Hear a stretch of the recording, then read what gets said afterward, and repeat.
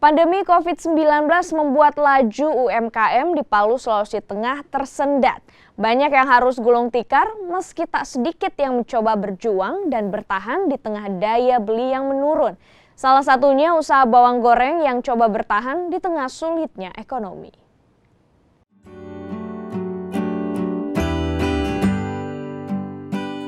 Usaha mikro kecil menengah atau UMKM bawang goreng Linda menjadi salah satu usaha yang bertahan selama pandemi virus corona. Dalam perjalanannya, usaha ini sempat tidak beroperasi karena tingginya angka virus corona. Setelah angka pasien virus corona berkurang, usaha ini kembali buka namun dengan penjualan yang masih di bawah rata-rata. Linda, pemilik usaha bawang goreng, mengaku kurangnya wisatawan ikut berdampak pada penjualan. Itu agak susah sama kita karena kita tergantung dari pengunjung yang datang ke Palu. Karena lebih banyak bukan dijadikan untuk konsumsi, lebih banyak untuk oleh-oleh.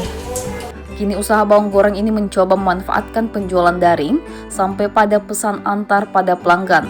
Layanan ini dilakukan untuk tetap bertahan selama pandemi virus corona. Usaha bawang goreng sendiri menjadi buah tangan dari Kota Palu karena rasa aroma yang khas. Diolah dari bawang batu dari petani setempat, kemudian dikupas dan digoreng hingga menghasilkan bawang goreng yang khas dari Kota Palu. Tim Liputan Kompas TV Palu, Sulawesi Tengah.